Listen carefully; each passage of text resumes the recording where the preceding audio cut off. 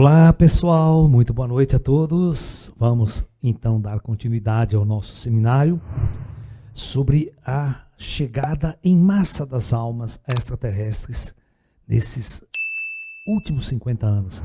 Viu depois da data limite o que aconteceu? Né? O cara falou assim, vamos dar uma moratória de 50 anos, o povo desceu em massa aqui, 4 bilhões, falou, vamos para lá, turma. Né? Que lá tem shopping center agora. Né?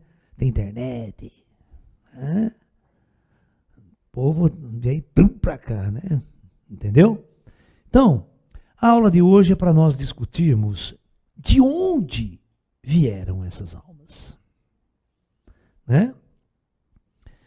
Para dar uma noção para vocês, nós precisamos entender o seguinte. Nós precisamos entender primeiro, né, o que é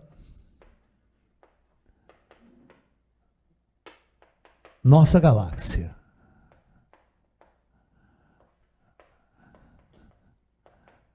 Ó, é muito importante que vocês entendam uma coisa. Nenhum cientista, ninguém, sabe a forma real da nossa galáxia. Tá ok? Porque nós estamos dentro dela. Quando você está dentro da galáxia, você não pode saber a forma real dela. Você só pode especular. Só alguém que veio de fora, tá em outra, fotografou a nossa galáxia, sabe qual é a forma dela com perfeição. Alright? Bom, então os cientistas desconfiam, através dos estudos feitos, né? Principalmente um especialista em galáxia, né? O primeiro cientista, o primeiro astrônomo a falar esse termo, inventar esse termo galáxia, que não existia em nosso vocabulário. Portanto, se você chegar a 2.000 anos atrás e falar, eu vim da galáxia, o cara, galáxia? O que é isso? Vocês entendem? Que o termo galáxia foi criado por um grande astrônomo inglês no século XVIII, chamado William Herschel. Tá? Ele construiu os grandes telescópios e ele percebeu o seguinte: quais as classes de astros que você observa no céu quando você pega um telescópio? O que você observa no céu? O que tem no céu para se observar à noite? Tá? Numa noite bem clara. Então, a primeira coisa que surge, né, o astro mais brilhante da noite, claro, é a Lua. Né? Depois da Lua, o astro mais brilhante da noite é o planeta Vênus. Não, o Sol é de dia, fia. É o planeta Vênus. Tá? Depois de Vênus, o segundo astro mais brilhante do céu é Sírius. A estrela Sírius, né? Por isso que todo mundo, os egípcios, fazem coisa para Sírius, porque geralmente era um astro mais brilhante, então provocava no homem antigo uma certa fascínio. Né? E assim, na escala de brilho, esses astros iam acontecendo, né? Aí outras estrelas que eles iam batizando com nomes, né? Entendeu? Eles sabiam muito bem, né, a diferença entre planetas, né, estrelas fixas, constelações. Né? Era, filho. Chegou atrasado para a aula, filho, meu gato. Né? Então, no meio disso tudo, né, os cientistas tinham planetas, tinham estrelas. Então vamos listar aqui: observar no céu planetas, tá? As estrelas, né? Também de vez em quando apareciam cometas, né? Pequenos asteroides,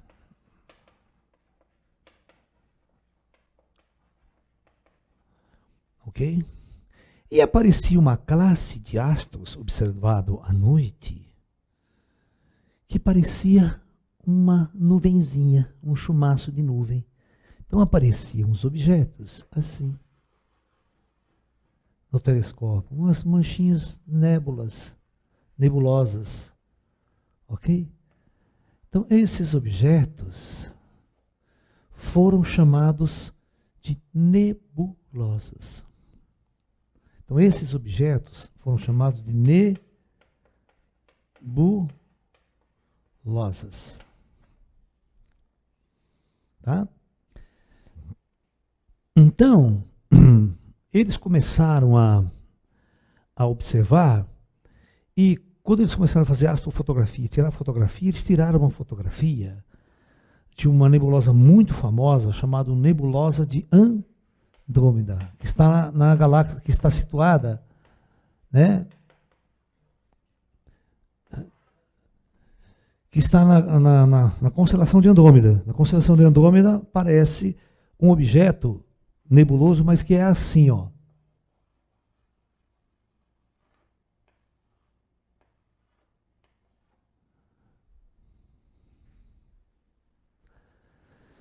Ele tem um núcleo e braços espirais, como algo que está rodando e deixando essa espiralação no meio. Tá? E eles encontravam várias formas desse objeto, vários formatos. Tá? E eles foram fotografando. E eles criaram, na época, um catálogo geral das nebulosas, né, chamado NGC.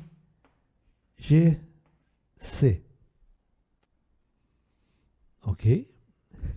Vocês vão ver como é que é a história do nosso conhecimento, para vocês entenderem o significado de galáxia. Até aí, ele não tinha inventado o nome galáxia. Né? William Herschel queria saber, junto com depois em 1919, no século XIX, um outro astrônomo chamado Shapley, eles tentaram construir uma ideia de até onde estendia esse nosso conjunto de estrelas que está ao nosso redor. Até onde vai?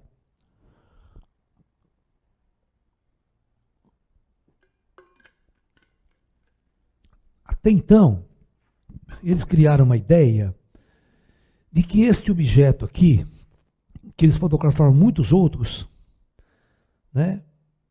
E as nebulosas começaram a ter classes diferentes de acordo com a forma dela, o tamanho dela. Eles foram tentar estudar a origem dessas nebulosas, né?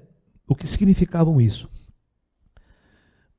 Eu quero resumir um pouco isso, que senão eu vou dar uma aula de astronomia, não falo da coisa que tem que ser para vocês aí. Tá? Então, os cientistas começaram a medir distâncias desses objetos aqui. Algumas distâncias desses objetos chegavam a apenas alguns anos-luz. Eu não vou falar o jeito que eles mediam para vocês, porque é técnica. Alguns anos-luz. E outros chegavam a estar a milhões e até a bilhões de anos-luz de distância. Então, o que esses cientistas concluíram? Que esses objetos que estavam a alguns anos-luz, essas nebulosas, elas eram locais, elas estavam muito perto de nós. E essas que estavam a milhões e até bilhões, eles consideravam extra, fora. Né? Então, eles imaginaram que nosso Sol e um conjunto de estrelas pode ser algo parecido com isso que eles estavam observando. Né? Nós poderíamos também fazer parte de uma nebulosa. Tá? E essas nebulosas, na verdade, eram as grandes ilhas de matéria dentro do universo de espaço vazio. Então, devido à força gravitacional, a matéria se aglomeraria em grandes ilhas, em grandes conglomerados de estrelas, matéria interestelar, gás, tal. E a esses gigantescos objetos, né, William Herschel chamou de galáxia.